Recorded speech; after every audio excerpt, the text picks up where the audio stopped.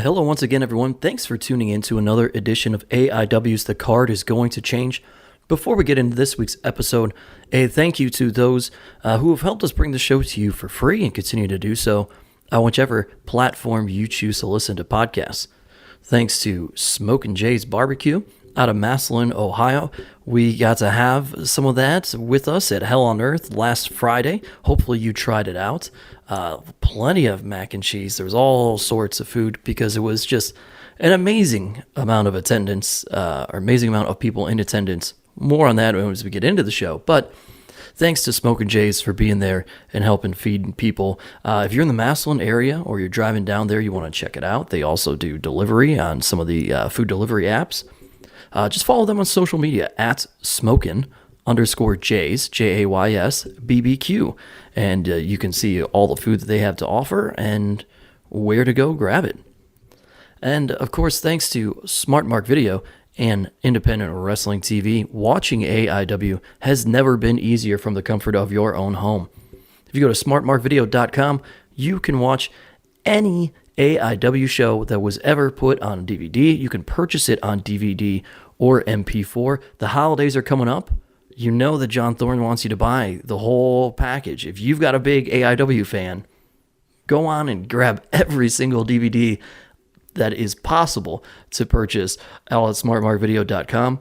And you could also go to IWTV, independentwrestling.tv, sign up using the code ABSOLUTE so they know that we sent you, and watch not just a rotating archive of AIW shows, including the most recent Hell on Earth 16, but also plenty of independent wrestling from all sorts of other promotions across the country, and I believe it's a little global, if I'm not mistaken, international if it were. So go to IWTV or independentwrestling.tv, download the app. If you've got a smart TV device, it's all right there. It's ready for you. Watch AIW, so much more as well. And there's some original series on there to go with. And with that, we will roll into this week's episode. As always, AIW owner John Thorne is here. I am here. And my name is Steve Guy, your moderator of sorts. And we are rolling off a hugely successful Hell on Earth 16. It's real tired. Yeah, we said that AIW would be back, and boy, did we come back. And of course, because of that, there's so many people to shout out, John Thorne. Can I kick it off? Yeah, you want to kick off the shout out segment? Go for it. I'm going to shout out Josh Bishop's mom, who told me she hates the shout out section, and she thinks it goes too long, and we need to get into the podcast a little quicker. So, wow, I'm going to give it a shot. Well, Kim, I didn't get any free drinks on Friday night, so take that. But shout out to Kim Bishop for scoring some drinks for the roster at the after party. And Mark and Kim, man, what a team. Picking up Josh Bishop and Tom Lawler, taking them to the venue, doing a great job on Wikipedia, looking up random Tom Lawler facts, from what I understand. You know what I am going to shout out, which, I thought about this actually yesterday. Yeah. It is, I think Friday especially was such a unique thing because, it's almost like we're a sports team in the respect that a lot of the wrestlers who are based locally, their families came out and were supporting and were mingling with the other wrestlers at the after party, and it was like, I don't know how to explain it, but it was like a big kind of family outing for a lot of people, and I thought that was pretty cool, and the Bishop family at the after party, the Barkley family, coming out in a party bus, all sorts of different people's family were in the crowd, and I just thought that was pretty interesting, because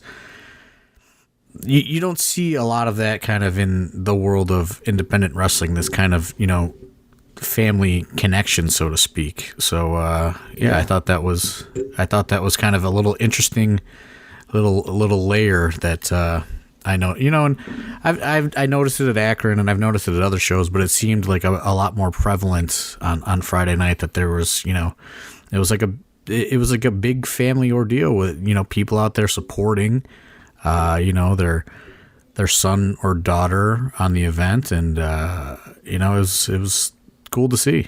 Yeah. The Cambridge family was out in full force. Route 9 members only. That's hometown turf for Malcolm Cambridge. Yeah, I mean, there was all sorts of people. Riley Rose had family in the crowd. All sorts of different people had their family out there. So, I just thought that was kind of an interesting little layer, to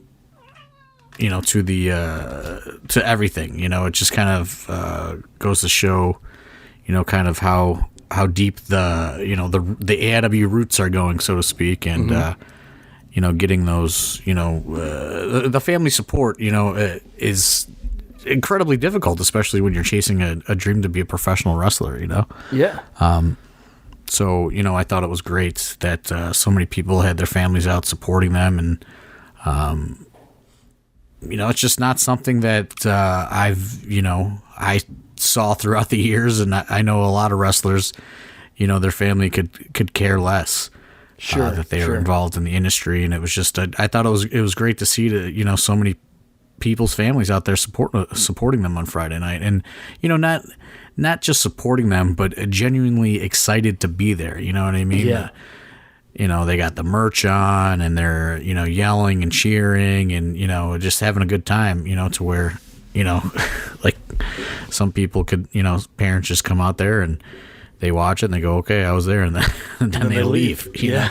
That wasn't the case, So I just thought that, that's just a great thing that really doesn't get discussed too much on the podcast, is the, the great family support a lot of the people coming out of the AIW Academy have. Yeah. You're right. That was a very cool thing. And speaking it's of, like a traveling, like soccer team or baseball team or something, like that's what I was thinking. Yeah. Yeah. As opposed to some kids where it's like, oh, well, we have our, the winter choir concert and band concert, and parents go just because they got to take the kids anyway. They don't necessarily enjoy being there. And then they leave. Yeah. Yeah. It's just like, like Wes Barkley's dad is just coming up to me and saying, wait do you see how many people I got coming in December. This is great. Like just stuff like that. Shout out to Bob Barkley. But just, it's cool that, they'll come, and strike up conversation with me, and, they know, what my role is. And, they always kind of, seek out and, speak with me, and it's a weird position for me to be in, talking to people's parents. I don't know, but I do it. So shout out to that little tidbit of things. I'm sure some of the guys are a little embarrassed that we blew their spot up, that their family supports them. But yeah, sorry guys, it must suck to have that family support. Right. Speaking of support and families, shout out to George Mazanin making his return to AIW. Mr. Hero. So George. I have a great story on that. Yeah. You do. Yes. Thanksgiving with my family, I get a text from AIW Absolute and Intense Champion Matthew Cardona, and it says, hey, I have a weird request. And I said, what's that? He said, well, the Miz's dad just called my dad and asked my dad to call me and see if I can get him tickets to AIW in Cleveland. And not only does he want tickets, he insists that they must be good tickets. And he's like, I don't know, man. He's like, this is a real thing that just happened on Thanksgiving. So I go, okay, you tell George we'll make something happen for him. And sure enough, George showed up. We had him, we we actually changed how we were setting up the arena to make those extra seats there for George. It ended up working out good though, because we went kind of the old school Mount Carmel where you turn the rail in a little bit, and you get you can get a couple more seats there. So all went well for George. I assume he had a good time. A lot of people have a lot of good George stories coming out. I just said hello to him. I didn't really get too much George time in on Friday, but George was there also. Shout out to Nathan Zagura, who has been trying to get to a show for quite some time and finally pulled the trigger. And also a friend of the Miz. That's the weird thing is about Matt Cardona is he is friends with the Miz, and we kind of get that weird offshoot local Miz rub just by default with Matt Cardona. Now you got the guy Nathan Zagura coming. Works for the Browns. You got George Mazana coming. That's how we landed the dive bar after party. And there's all this other stuff. And I'll say this: there's a lot of, and this isn't a bad thing, but there's a lot of obvious WWE fans in the crowd, especially at the last two with Akron and Friday. And I told Cardona, I said, the universe comes out when you're on the bill, man. And he said, what? I said, the WWE universe. We get that universe rub when you're here, Typically a WWE fan is not going to dip their toes in the world of independent wrestling. And I know when you see those, $400 chalk line jackets that you have some serious WWE fans. Yeah. Afoot, and I that's a legit quote that I said to him Friday night. I said, we get the universe to come out when you're on the bill. Yeah, and it's true. They were out. So shout out to the WWE universe for coming out and supporting us on Friday night. We had a lot of there were multiple people who I've seen on social media. I've gotten a couple messages since Friday. And I had some people approach me at the show too. People, again, WWE Universe, or people who have not been to a local indie wrestling show in 15, that finally 20 years. Pulled the trigger. I got a lot of that too. Like first show, can't wait to be back. And it's just, I know that, we've kind of addressed it before, whether it be, Matt Cardona or Jeff Jarrett or whatever, but that's what it's about. It's about bringing in more people that aren't coming all the time. You know what I mean? And kind of building that base, right? Like we love and appreciate and, can't thank enough the, like what we refer to as the AW hardcores. But I mean, you got to keep building on that, if we're going to stay going. And, that is kind of the Matt Cardona effect, is getting those people that would never in a million years. I never forget like all those years passing out flyers outside WWE events, and people just looked down on independent wrestling like it was the scum of the earth. Like, sure. I mean, just total disdain. Even after, the kind of NXT movement, like if there was a Raw in Cleveland and we were passing flyers out, like I would say 80% of those are getting thrown right on the ground, or just people just refusing to even take them. But I think now, when, say what you will about him, Matt Cardona, he was there for a long time, won at WrestleMania. One time was probably one of the most over guys on the roster. I mean, he makes an impact, for an independent wrestling event. And, I understand why people hate him. There's a lot I don't like about him. But, I mean, business is business, and you have to give him, not all of the credit, but you have to give him partial credit for, those, what I refer to as the universe coming out and, showing up at a show. Yeah, 100%. And speaking of those hardcores, shout out to Scotty Random, brought me a care package of Zoa energy drinks. And I tried that Liquid Death for the first time, too, the water in the can. How's that? It was water. I don't know, man. Anyone got any connects? Get us a sponsorship, But I love the Zoa. The Zoa was great. Love the never rock had a branded Zoa. stuff. Oh, well, I had a whole bunch of them. Sorry, I should have offered you some. Shout out to Rick Nelson, who has returned to normalcy and started delivering monsters to the roster again. That was welcomed by everybody. Rick Nelson brought his father-in-law, by the way.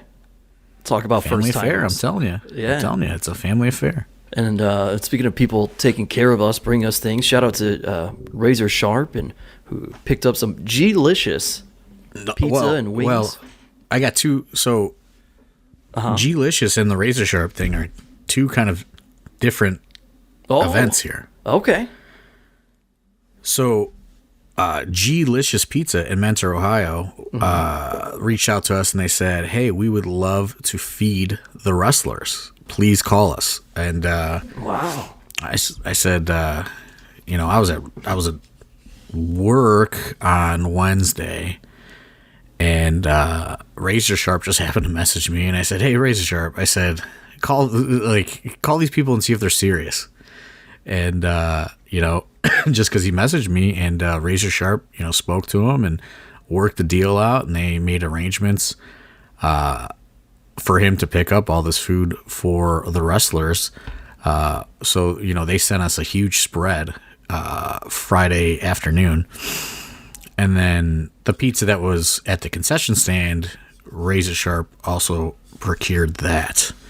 I don't know if Razor Sharp bought it or if he works a sponsorship deal. Razor Sharp is really kind of a mover and a shaker when it comes to getting some deals done. Yeah. I mean, he loves the help. Shout out to Razor Sharp because it's just one of those things. Like, it sounds so silly, but it's just like when you're worrying about the show and the booking and the travel and all this other stuff on top of a real job, like pizza really slips the mind, and Razor Sharp, he's got it handled. Yeah. Shout out to him. Shout out to, again, G-licious, keeping everybody fed in the back. That was pretty awesome. Man, what else? Shout out to student Ethan running the taxi for the talent, getting everybody to and from their spots, and in terms of hotels and airports and whatnot. Great job. Thanks to him. And more backstage stuff. Shout out to Adam. I'll tell you what, okay, our hardcore fans, again, crushing it with the photos. All the pictures that are coming out from this past weekend. I love the backstage stuff, though. I love it. I love it. Because it's kind of funny is like I'll be having like a legitimate conversation and then I'll catch him out of the corner of my eye. And you gotta ignore it. You can't. Right, and you gotta ignore it, and it's just like he's just snapping pictures of me and Double J just talking shop right now. That's great. Yeah, but I just love the backstage stuff. I mean, we'll probably do nothing with it, but that's the kind of stuff that like Pro Wrestling Illustrated should be buying. You know what I mean? Like that's the good. Like, it's great. It's unique. Just for us to like have that documented for one day. You know what I mean? Yeah. I really love the backstage stuff because from our perspective, you know what I mean? Like, the show is, we're putting on, that's for lack of a better term, that's like going to work, right? Right. But like catching the stuff in the back and like interacting with each other and, all that stuff, like that is the stuff that we collectively all remember the most. Mm-hmm. And to have, somebody kind of capturing some of those moments, I love the backstage photos. Love them. Maybe what we need to do is talk to Adam. And I feel like we've discussed this, but the holidays coming up, people looking for gift ideas. I feel like there could be a photo book or something put together of these things. right? Maybe. I think mean, that could be what a I cool did. gift for a big AIW fan. I took some of them and we got some of the older ones, and we got them signed. And if you made a purchase at the merchandise stand, you got a mystery envelope, and one of those kind of backstage photos autographed was in there. Yeah, shout out Dustin I think Alberti pushing that hard. I think we're gonna do that again on December 18th. Oh, very cool. So there you go. Buy something at the merch stand. Get a special print. Hey, Mrs. Bishop. I know that this is a long shout out segment, but we're talking about the show during the course of the shout out. See, the shout out segment is just a crafty way to talk about other things through the shout outs, but giving people their due too. You know what I mean? We group it all into one thing. I'm trying to think if there are any other shout outs. Shout out to Dustin Alberti. I mean, shout out to Double J. Just awesome. Not shout out to the coach. He knows why. But I'll tell you why. You want to know why? You want to know why Double J wasn't there right at doors? Because Porter O'Shea, person responsible for Double J, picked him up. They're having, a couple laughs in the car, and Double J wants to, freshen up. And Porter O'Shea goes, "Oh yeah, no big deal. Doors don't even open till 7. You got plenty of time." So then Double J was off, into the hotel room, showering, getting himself together, thinking he didn't have to be there till 7 o'clock. So that's why Double J arrived at 7 o'clock. Porter O'Shea, cutting in. That is why, we took such an extended intermission, because there was a lot of people left that still wanted to meet Double J. So you can blame that on Porter O'Shea. Who do I properly give a shout out to? Whose idea was it to then sign the guitar? Shout out to Pedro for procuring the guitar and making sure it was good to go. I got a funny story about that. Raffle that off. I got a funny story about that. Myself, Dustin Alberti had it, and then Double J stops his meet and greet and screams through the mesh netting or whatever for me, and he goes, "Hey, you got to raffle that off." I said, "I'm already on it." And I am so glad that whoever Dustin talked to was so cheap, because someone said, "I want to buy that right now." So Dustin asked, and I said, "Give me $250 for it, and it's yours." And the guy was like, "No way." So we went the raffle route, and brought in $580 extra raffling that guitar off. So bam. Shout out to, I guess, myself, Dustin Alberti, and Double J for all having kind of the same idea at once. Yeah, there you go. Shout out to the after party spot, Bogside. Had a good time there. We got our food.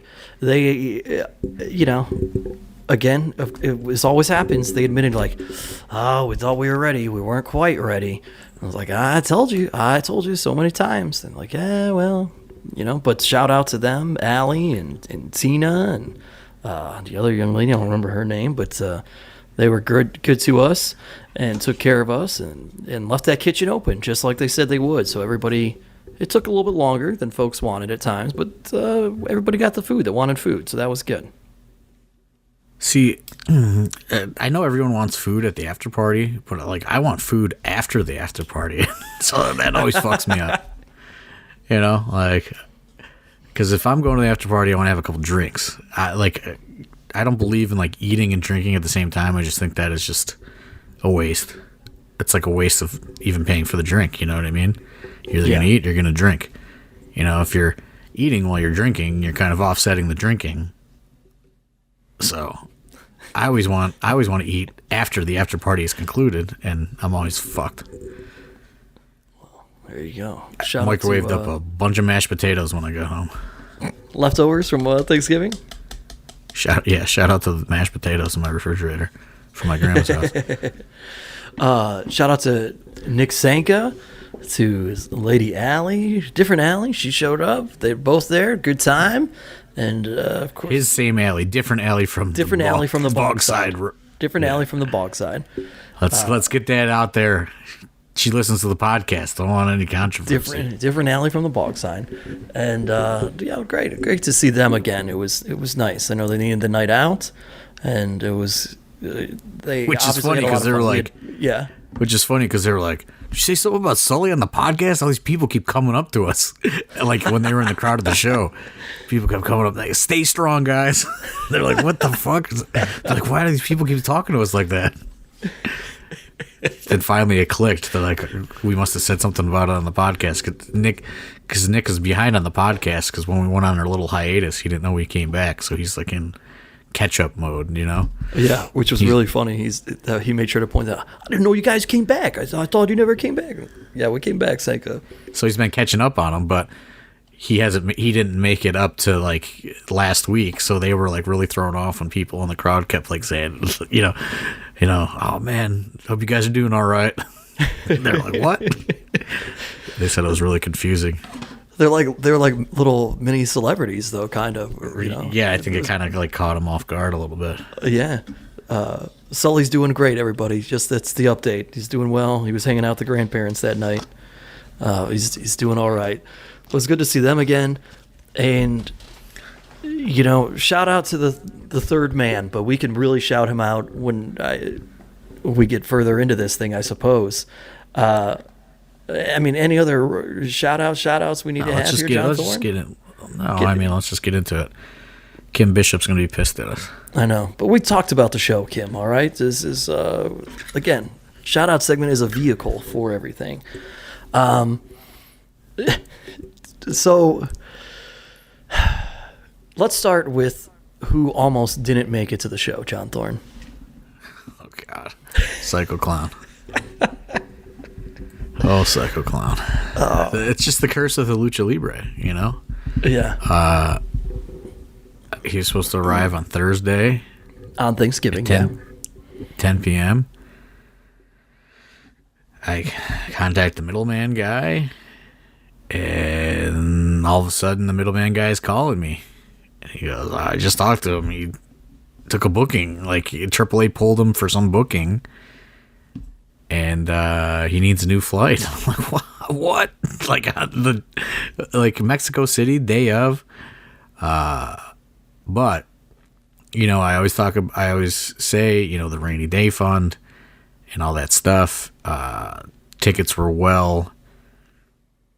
so I dropped quite a bit of money on a one-way Thursday night at 9 p.m. to ensure Psycho Clown made it. So just kind of a little inside baseball there. He did bring me a gift to make up for it. However, he's going to give me the gift because they lost his bag and the gift was needed for his gear that he did not have.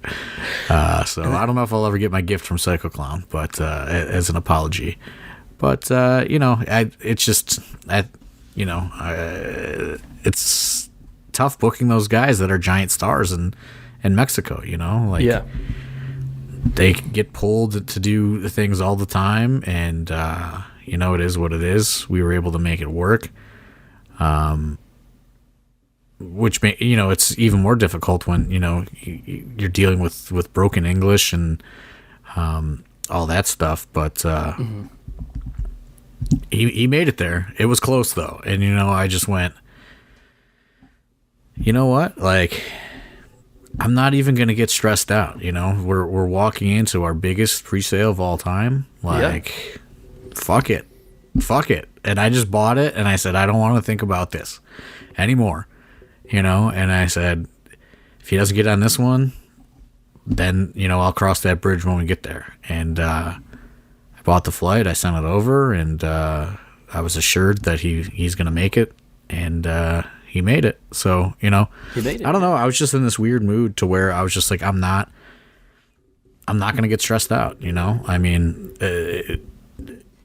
it's just, let's just handle it. And, you know, it's not like, you know, we were doing it like with a crowd the size of one of the Winchester shows. You know what I mean? Like we had a healthy pre-sale, and I just said, you know what? Like, yeah, does this affect the bottom line? Of course. Yeah. Well, Can we, like, is it going to prevent me from paying my rent? No. So fuck it. Like, I'm just gonna pay for it. so kind of going backwards a little bit, raffling off that guitar. You know, when we do things like that, that extra $580 comes up huge, because that did not cover the full cost of that second flight that had to be purchased. No way. But it sure and helps. You can't get a refund on the missed flight either. Right. Because it's lost money. So at the gone. so at least, you know, all of a sudden we've got this guitar, we raffled it off, you know, and now there's suddenly almost $600 that it's like, okay, so we didn't lose as much money on that second flight as it may have. I want to be clear, you know, I'm not burying Psycho Clown or whatever. He went out and he worked extremely hard, and they had, you know, one of the most memorable matches ever. Oh yeah. You know, it's just one of those things that happens. And, you know, it's not a Phoenix situation where he's lying to me all day and never shows up and never makes good. No, communication was happening. Yeah. And, you know, I just think maybe because of the holiday through the middleman guy and all that other stuff, some stuff kind of got lost in translation there. And, you know, we got the news later than we probably should have. Mm-hmm. And, you know, and, you know, some of it is on me for not checking sooner either. You know what I mean? But, you know, he'd made it. And, would people have, like, walked out on the show if Psycho Clown wasn't there? I don't think so. But I've been wanting to deliver Psycho Clown since before the pandemic hit. Mm-hmm. So I wanted to make sure he was there, and he was there. And, you know, that's pretty much the story. Yeah, worked his butt off. So many people have Psycho Clown stories from backstage at this point. You know, nice guy to deal with, talk to. And, well, Whiskers shouting him out too. Great. Yeah. And, you know, fans took advantage of that meet and greet, which is cool. He was able to do that, make some extra money. I don't know what he anticipated his meet and greet line would look like, but it was certainly a good size, which was really great too, because, again, Double J not being there when we needed him to, that's through no fault of his own. And it was nice to still keep people busy. Hey, Psycho Clown's here too, and of course you had Broski in that line. So right. it was good. Here's the thing: we skipped in the shout out segment, but intentionally because we're getting to this. Let's talk about the venue itself. This was our first time in Eastlake at Force Sports. I really like the layout of it. You know, they have the bar and the restaurant in there. It's not like what was it, Ohio Nets when we were there, right. December 2019, I think it was. 2018, yeah. Maybe. You're right, it was 2018. And, you know, they had a bar that was towards the back, so that was great. People were able to get they didn't serve beer, though.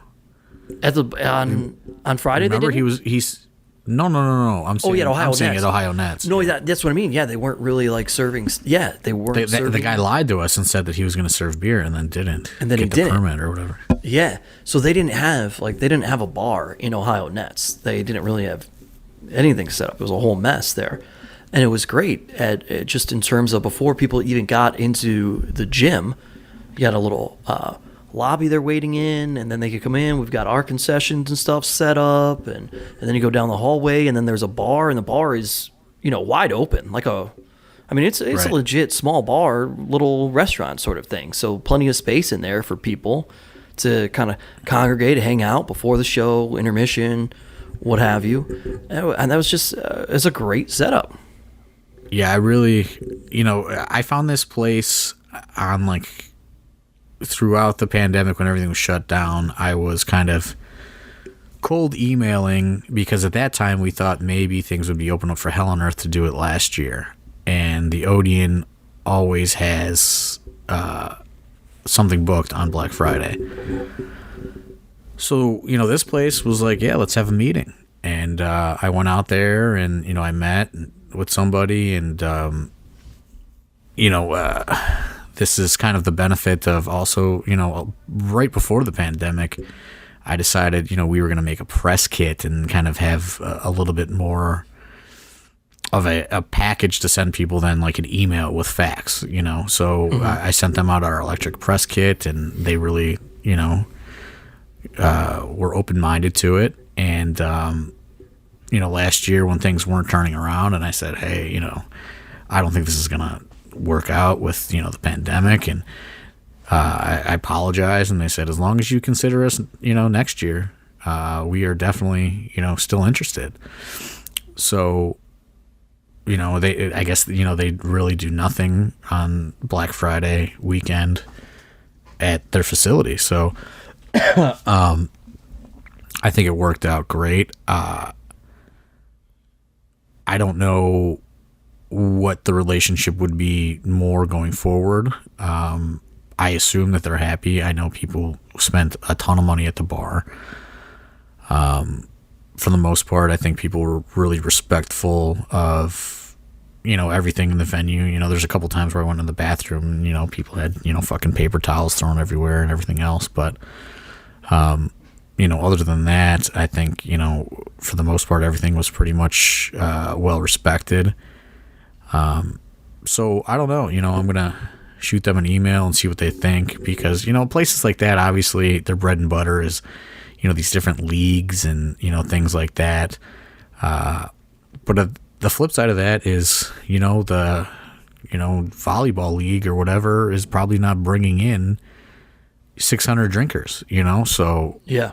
who knows? I don't think we could fill that place all the time, but, it is nice to have the option for a large venue within the area.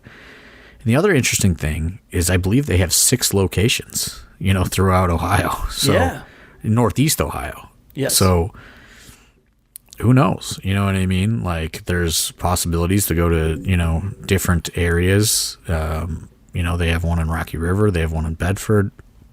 One in Eastlake. And I'm not 100% sure where the other ones are, but they're all these giant sportsplexes. And, it's always good to have that option and, continue to build these relationships with these venues. I think for the most part, people enjoyed it. We were pleasantly surprised when, we found that they had a bunch of those little bleachers and things like that. So Yeah, that was huge. Yeah. we were able to create more seating. I mean, I really liked it. Obviously I would have, if the only thing that I think we would need to do differently is maybe buy or rent some more pipe and draping for that, to kind of, kayfabe up the locker room a little bit better. But Sure. we were able to, turn those lights off back there, and I mean, gigantic space. A locker room like that has not been seen since the days of Mount Carmel, pretty much. Or Ohio Nets. That's really the one exception. Mm-hmm. So the guys really liked being able to be so spread out, and I mean, I really enjoyed it. I was gonna reach out to the owners and all that this week and just thank them. I would think they followed us on Instagram today, so I think that's a good sign, right? Like the whole business account. You never know where these relationships may go. I love the Odeon. We definitely do have a cap as far as attendance goes on the Odeon, though, mm-hmm. But having the option to go big if we want to go big is, it's great, because, we've experimented with large scale venues, since Mount Carmel, and, it's not gone too well as far as, what we've worked with in Northeast Ohio. So, Ohio Nets and, the Brook Park building, and, there's always some kind of, something with both of those experiences. So, I love the Odeon. Odeon is obviously, our home base, but, as we continue to grow, it is good to have that option to where you can, throw, 600 plus people in a building and, they can fit comfortably. Let me ask you this. Just throwing this out there. Because a few weeks ago, we had questions of, what do you see, where do you foresee AIW going? What is the future that we want to see? And in 2022, we have vaguely mapped out in terms of places that we're going to be in our locations. Could you see, and would it excite you to be at the growth level where the Odeon is, let's say, a no doubt home base, and I basically where I'm going is the Odeon replaces the Winchester, and maybe we run the Odeon 6 to 8 times throughout the year, and we're at this growth rate where we're putting 200 to 300 people in there, and so it's, or maybe it's roughly once a month on a Thursday, and then we have a really a big show. So you're still running 2 shows a month, but you have that smaller one that's 200-300 people on a Thursday night, and then you have a Friday or Saturday, whether it be for sports or the Shrine down in Akron or something like that, and you can pack 600-700 people or more. Well, I think if you're going small, it's always going to be the Winchester. That's really just a matter of the price points in using the venue space. Mm-hmm. The Odeon, you got to draw because it costs money to, costs a decent amount of money to even run an event there. Sure. But I think time will tell. We have a lot of we have a lot of dates. We have a lot of ideas for doing some of the marquee events in Akron next year. And there was a conversation on Friday where we have these dates booked in Akron, but we have deposits down. But it's like, hey, what if we did Absolution at 4 Sports? Or what if we did Gauntlet for the Gold at 4 Sports? Because we do have dates in mind. And we have the Odeon reserved. We have the Shrine reserved, and it's like, I don't think any of those venues would be mad if we took a date off and we replaced it with something else. You know what I mean? Sure. So, say, we take an Odeon date off the books, we just add another one later in the year. I don't think they would be too upset about that.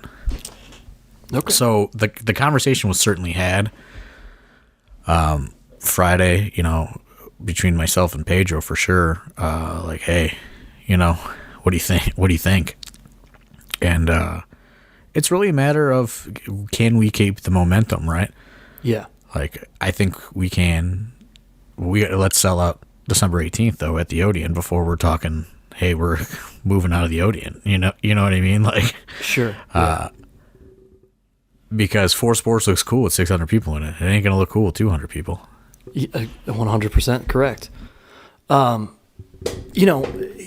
Here's what I'll say about the venue in itself, and we are not in a place where we have a bunch of money and we can do a lighting rig, and that would be great to get there for such a big venue like that, because I know fans do like the intimacy of the Odeon.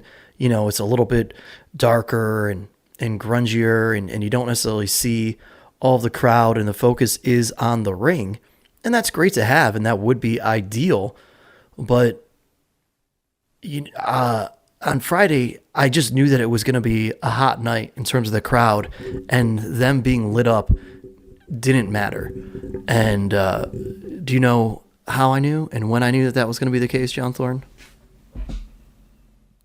During the dark match? During the dark match. It was the perfect dark match to set the tone for that crowd to see, like, holy shit moments and have these things happen and determine if they are paying attention and if it's a hot crowd or not. And the lights being on and Bright, it did not matter. They were into it, and they were ready to ooh and ah and everything else. Thanks to Isaiah Broner stepping in the ring with the Weird Body making his return. Yeah, I think I think maybe towards the end they were a little tired. Maybe we had one too many matches on the show or on the main show or whatever, or maybe something went long. I don't know. Well, some of it has to do with the intermission going long because we needed it to. But as I stated earlier, you can blame that on Porter O'Shea. But so the dark match was always planned to be Isaiah Broner versus somebody. I think Isaiah Broner has a great future. I don't want to just throw him to the wolves and have him just be a guy. Yeah. So I want to continue to kind of slow burn Isaiah Broner, not to expose too much, but, I also want to see, how the crowd takes to him, how he works in a showcase situation. So that was kind of a little test for him. And, Weird Body just happened to show up. And I just knew that I wanted Isaiah Broner in a dark match. I knew that there would probably be options available.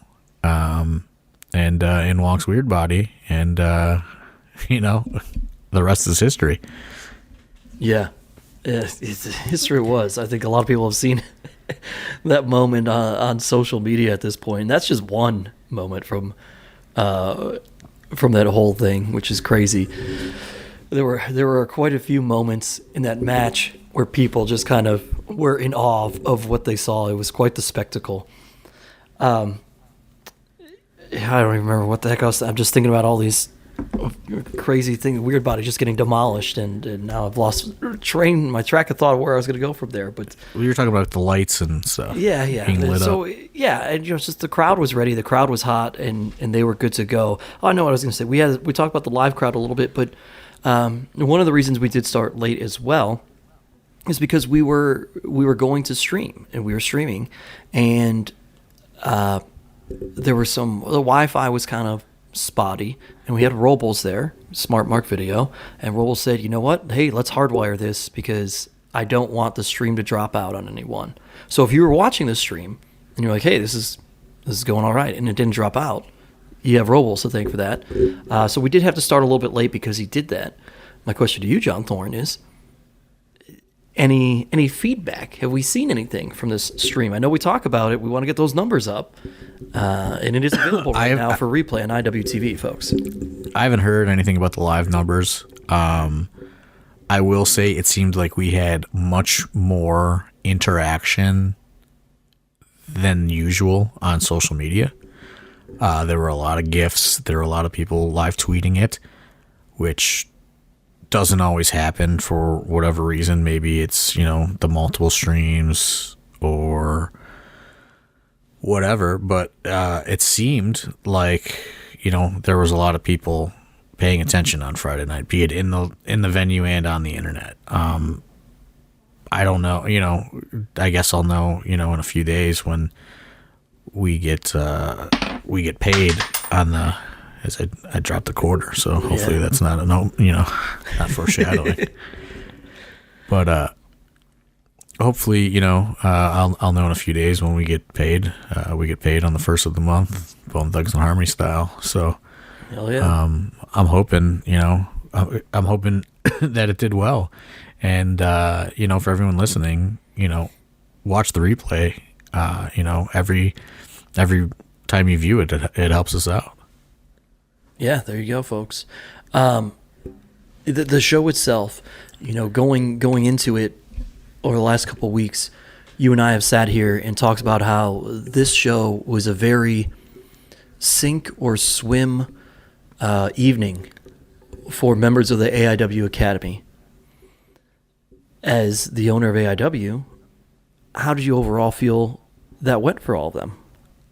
Overall, I think it went well. Obviously, some stuff could have been better. Some stuff could have been worse. Some stuff could have been shorter. stuff like that.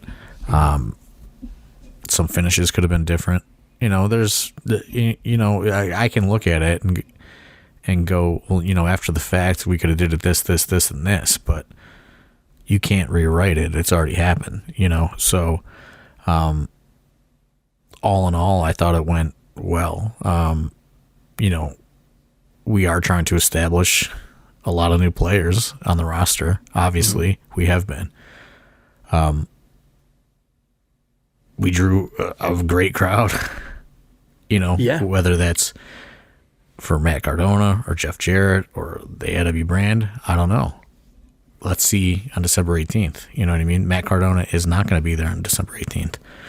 So let's see if we can keep the momentum without him there on December 18th. And there's just a lot of experiments still. I'm still experimenting, obviously, what is the right formula. So let's see. Yeah, there you go.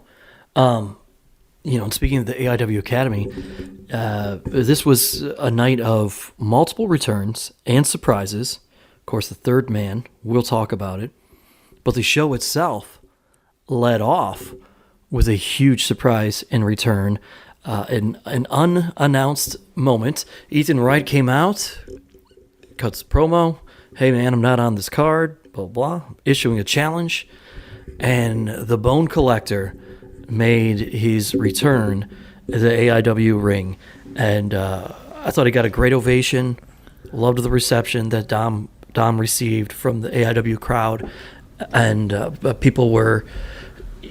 Dom wasn't going to go out and just have a match, but I felt like he could have based upon that audience, if that makes sense. Yeah. Obviously, Dom has been going through a lot of medical stuff since the summer. And, he's met with some specialists and different things. And, they essentially cleared him for competition, and said, wrestling is not going to make his condition any better or any worse. And, he has a pretty vigorous, you can't even really call it a recovery plan, just a treatment plan going forward for probably the rest of his life. So Dom had a conversation with me, and, he wanted to do it. He wanted to come back. I was really, I was kind of against him even doing that Suzuki match, just because, I said, if this is going to be, your only thing, you know what I mean? Like, I don't know if you should even do it. Yeah. So, he was, he had a conversation and said, hey, I can come back. I would like to, do this with Ethan Wright. It was, obviously leading there throughout Go for Broke. And he wanted to kind of, pick that back up.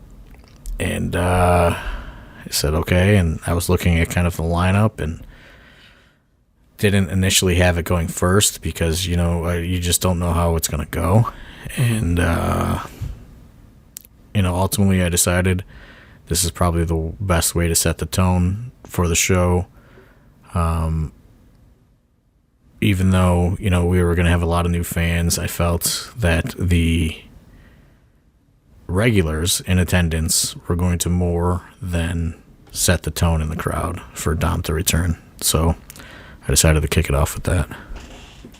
It was good. And, we told you we would be back, and right from the jump, we went right back to the stories, making movies, telling stories. You talked about Go for Broke, and Dom Ethan Wright continued, and then there was even more. I don't want to give it all away because I want you to watch it on IWTV if you haven't yet. But I can say it sure looks like we have a new staple in AIW. I can leave it at that.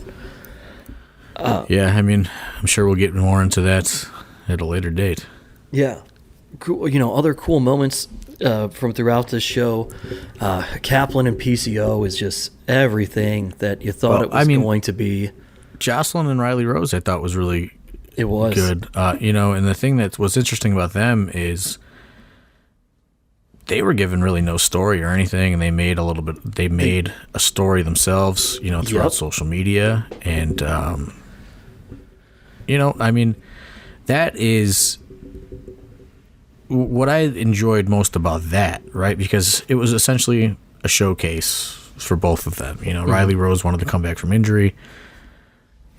Jocelyn was, is kind of in this weird spot to where she can wrestle guys or girls, and there's certainly a lot more guys available than there are girls available, and I think she wants to test herself against guys at the same time, but that was really just put there as just a showcase match for both of them, and they kind of created the story, and we're bickering back and forth on social media, and Jocelyn came right out of the gate, and they just started hot, and it even caught me off guard, honestly. Wasn't what I was expecting out of the match. Not saying that's a bad thing, but in fact, I was kind of proud of them for kind of taking the initiative, and at the same time, I don't want everybody to go out and create their own storyline and book their own angles and all this other stuff, but I thought it was great that they took the initiative of, kind of knowing that this was just a match and, trying to make it matter more. And, that's something, that we've kind of been teaching at the academy is, how, and I've kind of discussed it on here, what I call like Twitter promos, you know what I mean? Like everyone does a promo that you could just tweet, I'm wrestling this person at this date and, whatever in this town.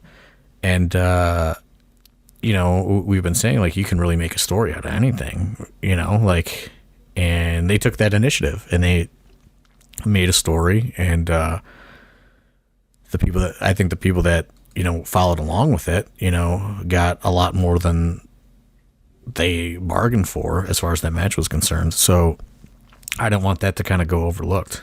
Yeah. They got people emotionally invested in that match before it even started. And that's a great thing that you can do. Again, so the emotional investment in the Dom match is easy because you're already behind Dom, boom, a surprise return. And so, like I said, Dom could have just gone out and had a match and it wouldn't have mattered. He had more than that, but it makes it easier.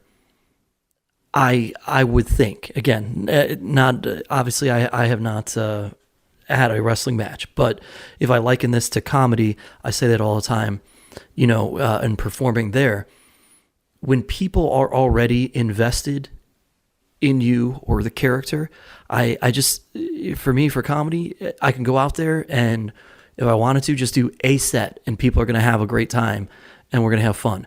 And in wrestling, if people are already invested, you've already got them. And it just makes it that much easier, and the match can become more about something that we talk about on this podcast a lot, the moments, right? And that's something that they went out and they did. And if you paid attention, this is as a guy who has worked with students at the AIW school on promos, one of the things I try to preach to them is, guys, you can use the promos to help tell the story of your match. And if you really paid attention, Jocelyn cuts this promo, says, I'm going to come out right after you, Riley Rose. Fast forward to the match, Jocelyn goes right after Riley Rose. It's the little things. And then you take a step back, you're like, oh shit, she did it. She went right after him, right out the gate. And that's it. And people were invested immediately. Those two just had everybody. They had their audience, and now they can just build moments throughout that match instead of spots.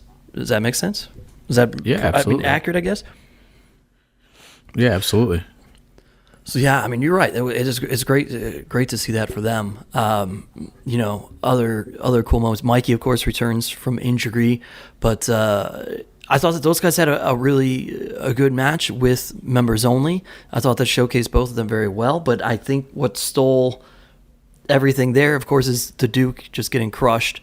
But a very cool moment for members only to do the strut with Jeff Jarrett and essentially anoint him a member of members only. That was a very cool special thing. That's just, that's the moments, you know what I mean? Like, and they had a great match, but that's what everyone's going to remember. And, members only, Bitcoin boys as well, they're not always going to find themselves on the main card probably, so I just wanted to give that cool little moment for all of those guys, all involved. Bitcoin boys got to attack Jeff Jarrett, and then, Duke got the guitar, and then members only got the celebration. I thought that was great. And, which these guys probably don't know, Jeff Jarrett came up to me and he was just like, members only have been out of wrestling school for 4 months. He's like, those guys are great. He's like, and he couldn't stop. And he remembered that their names are members only, probably because they did that thing where, they said, hey, you're a member, and all, everything that they did in their portion of the interaction. Yeah. But he came right up to me and he's like, these guys have only been out of wrestling school for 4 months. He was like, they're great. And, you can't really ask for a better endorsement than that. No, you absolutely cannot. And that's a very cool thing for them. I mentioned it. We kind of sidetracked, but the Kaplan PCO thing, it didn't disappoint. Kaplan again trying to steal the show, and what a hell of a run for him in this entire year. And PCO, I thought maybe, since he's been gone for like 2 years, maybe he was going to ease up a little bit. You know what I mean? Like, I thought maybe this one will just be the one that like looks great on paper and the match will be fine. But no, BCO's doing like sentons to the floor and all kinds of other crazy shit. He hasn't stopped. Like, he's a loon. PCO is a loon. Yeah. He hasn't stopped. He hasn't stopped. Slowed down one bit. It was great. Another kind of great sink or swim moment for Kaplan. And he continues to kind of. His star continues to rise, I think, not only in AIW, but people are starting to pay attention to him outside of this company. Yeah, they really are. It's been really cool to see that growth for him in terms of his popularity outside of the company. We've been at this for an hour here, and there's obviously so much that we can talk about. There's so many. A fantastic night. The matches were great. We mentioned Matt Justice and Psycho Clown kind of at the top, and so of course go watch that, folks. But because I don't want to get too far and then not leave us enough time, we finally found out who the third man was. And once again, I know that A Rose in the Discord said he had a good idea because of social media that morning or that day, or there was some sort of hint dropped. But it's funny to me when I saw that, because I thought, well, do you listen to the podcast? We tell stories. We make movies here, John Thorne, and people aren't catching on yet. However many years we're into this. I mean, Josh Prohibition was obviously the first choice. There were a couple other options on the table because, he was not 100% that he could physically do it, because, everything we've said about his injuries are true. And, he is going to get surgery probably in the near future, it sounds like. So he wasn't 100% that he could do it. He doesn't want to go out there and give a, half speed performance. And we were able to talk him into it a little bit. And, once he started hearing about, how the tickets were going and all this other stuff, he really kind of got fired up for it. And yeah, I mean, it was great. I don't know if it was anything more than a one-off, and that is 100% the truth. Mm-hmm. Yeah. You know, he said he's going to need a few days and see how he feels. You know, he was feeling real rough as soon as the match was over. I don't know if anyone was still in the building afterwards. You know, he was kind of, you know, limping around. He was going to go to the showers in the locker room area, and he was having a tough time getting up the steps. But yeah, I mean, you know, is it going to, you know, get a million news articles on the internet? No. Is it perfect for fans of Cleveland, Northeast Ohio, independent wrestling? I don't think there could be anybody more perfect in that slot. Mm-hmm. You know, we've been saying it for a while. We're doing this for our fan base and our area, and you know, that's what it was all about. You know, it could have been anybody in that spot. But, you know, as far as Cleveland wrestling is concerned, I don't know if there's a better choice. No, I would agree. And it was great, you know, again, receptions and returns. The one that he got was fantastic. It was phenomenal. Our hardcore fans, of course, knew exactly what was going on. And they were pumped when he came out. They knew exactly why he was in that role, in that position. A couple of promos to lead off that match, too. Broski laying in, making comments, going after the fans, and then J-Pro going after Broski. So it was, man, we had ourselves a good old-fashioned, almost like a good old-fashioned TV wrestling match right there. Except George Mizanin got involved. So, you know, I guess that would also be a TV wrestling match too, depending. And I'm not gonna lie, you know, I did not know how it was gonna go, because everything Josh Prohibition said is accurate. He has like total like disdain for Matt Cardona, and you know, just the fact that, you know, he got signed so early, and you know, everything he said in his promo, or things he said to me about him. You know, he is not a fan of those people that have not, you know, ridden the roads for, you know, no money and paid dues. And, you know, he's very much a wrestling traditionalist. You know, some people may call that gatekeeping or whatever. But, you know, that's the time period that him and I got exposed to pro wrestling. You know, that's how it was. And that's how you earned respect, and you know, like the Tracy Smothers of the world, so to speak. And Josh Prohibition very much is from that camp. So everything he said was very accurate. I did not know how them wrestling was going to go. You know, there was a part of me that thought maybe this is going to break down into something that it shouldn't. I was a little nervous about that. So yeah, I mean, it was a locker room sellout, to say the least. Yeah. You know, is there something to be said about what Broski is doing right now, though? Sure, like all those things that Josh said, very true. But on the flip side of this, I could argue that nobody is doing more to draw attention to independent wrestling right now, in particular maybe AIW, than Matt Cardona. No, I mean, it is an argument, but, you know, I'm just like, guys from that era are not going to really see it that way. But you know what I mean? Yeah, but it's because they know he's not they know he's not doing it for $20, you know. Sure. There's definitely, it's just, you know, it's just one of those things. You know, it is a mentality from that era. And, you know, probably, you know, a couple eras after, to be honest. So, you know, it was a little, you know, when he got on that microphone, I went, oh no, I don't know how this is going to go. Yeah.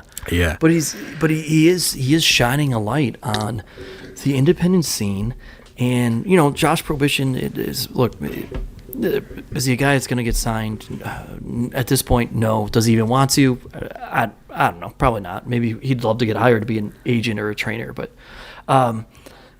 there are still people who have been on the indies for an extended period of time now that still do have the youth and health to them that they could get somewhere. That, Matt Cardona comes out and there are not just the universe eyes in the terms of fans, but there are people who are in charge of promotions and in terms of TV. You know what I mean? There are people from those big brands that are going to watch and take a look just because they're curious or because they're friends with a Matt Cardona and know him. And they're like, oh my gosh, what's Broski up to here? And they're taking note and they're able to see, and you know what I mean? Like, it's still new eyes that are being drawn on to these people. No, I mean, I understand. Showcase. I understand the, like Josh Prohibition just tweeted. Yeah. I understand the sentiment. Prohibition tweeting at Cardona now. Oh boy. So who knows? He just said, "Why don't you come back to Cleveland? I'll teach you how to pay some dues. It's never too late to learn." So I don't know. We'll see. But yeah, I mean, it's. I can see the argument. I see both sides of it. Sure. Obviously, and as the promoter, I certainly see both sides of it.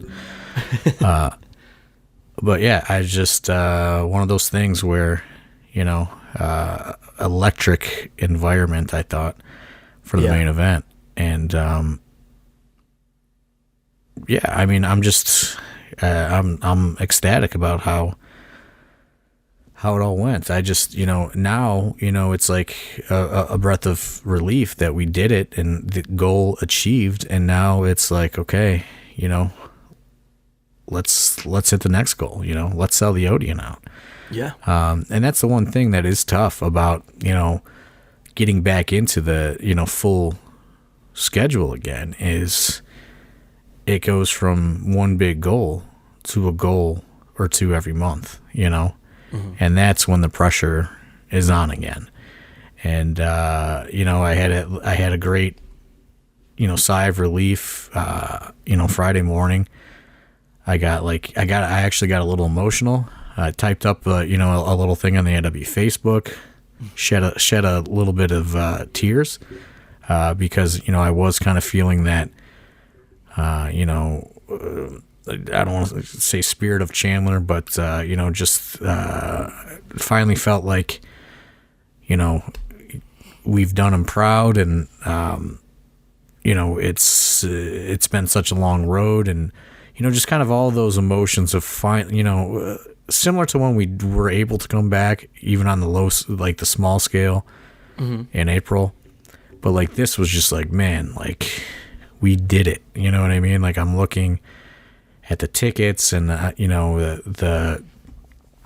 said, this was the largest gate in company history, and it was, and it was just such a, like, just burden I felt lift off of me. You know what I mean? Like, it's like you have like 1,000 pounds on your chest, and it just felt like such a relief to know, like, man, like, we did it. You know what I mean? And there's a huge team that helps, but like, specifically for me, it was like, I did it. Like, this is what I wanted. This is.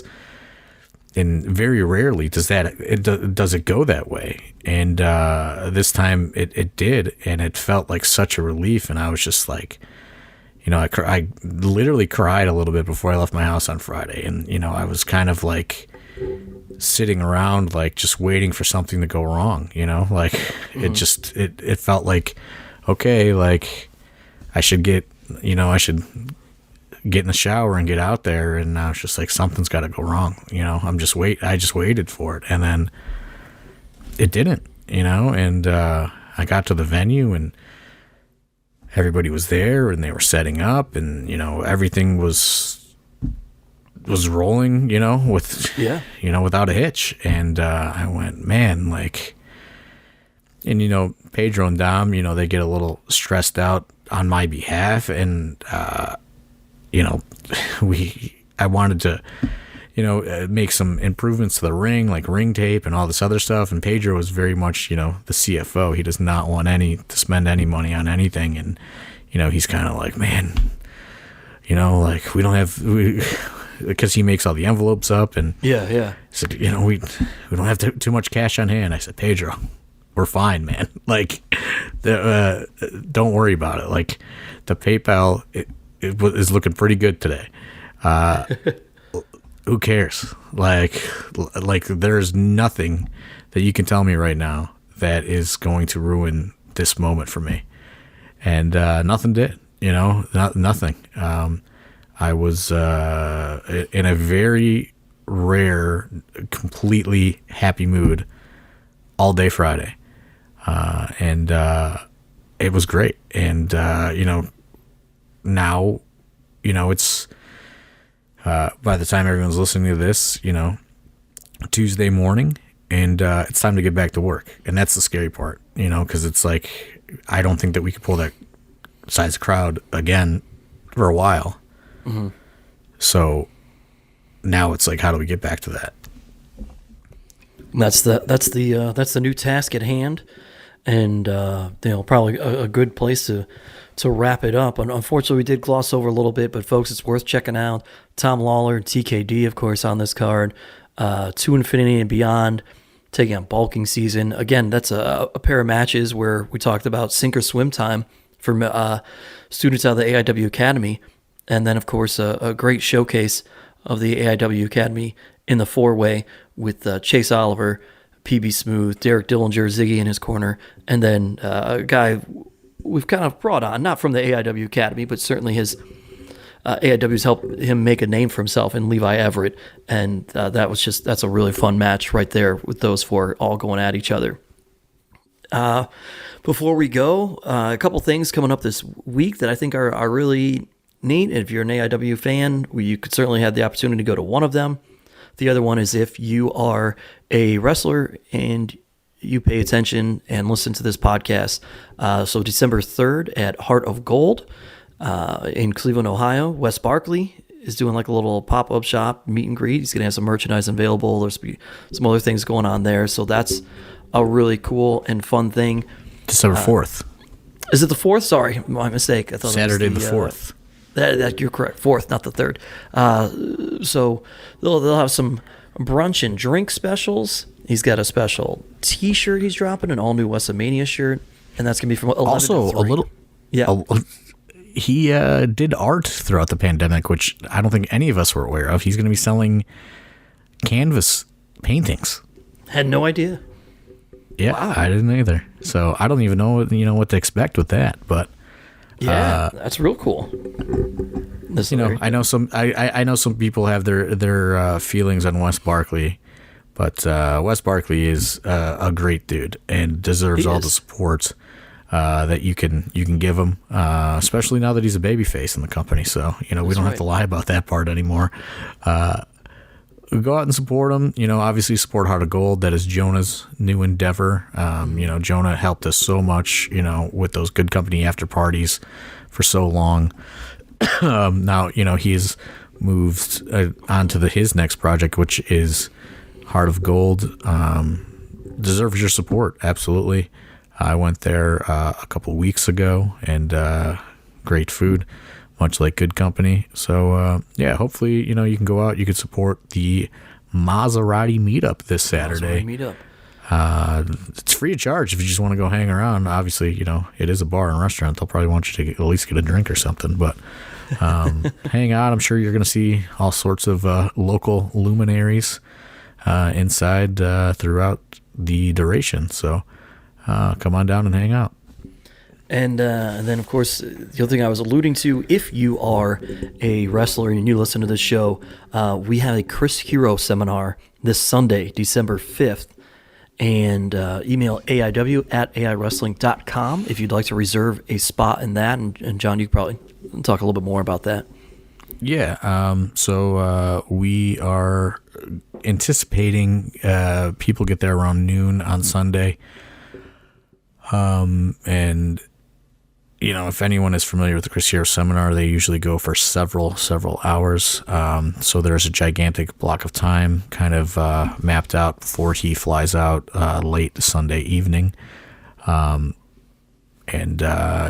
me an email. Anybody with wrestling training is able to sign up for this. So this is, obviously for trained wrestlers only. Unfortunately, no fans can attend. There's no meet and greets or anything like that. But this is a super rare opportunity for you to, get in there with one of the greatest minds in professional wrestling. People, and I won't blow anyone's spot up, but there's current signed AEW wrestlers that have signed up for this seminar. So if those people are gonna do it, there's really no excuse for you to not do it. Limited spots, first come, first serve. Shoot me an email if you would like to participate. AIW@AIWrestling.com this Sunday, December 5th in Brook Park, Ohio. Well, there you go. And, of course, don't forget, December 18th, folks, we are back at the Odeon.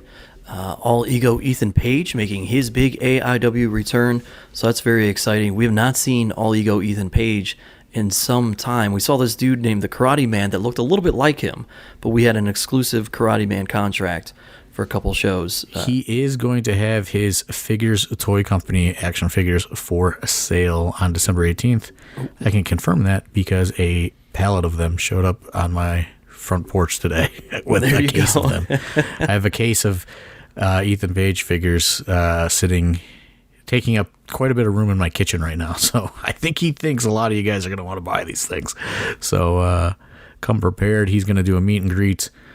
Full men of the year, get up, $500 Dwayne Johnson Rocky Maivia shirt, and all photo ops, 8x10s.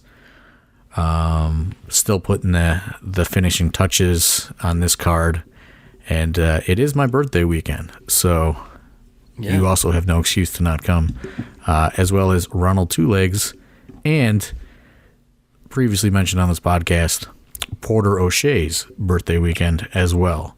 So come on out and party with us on December 18th. Lots to celebrate. Last show of the year. So, we usually do it a little bit later in December. We bumped it up a little bit this year based on how the calendar worked. Mm-hmm. So come on out and support that as well. Front row tickets still available, which is a little shocking after the caliber of event that we put on this Friday. But I understand, Black Friday shopping and all that, Cyber Monday. Oh, yeah. Got to save some money there.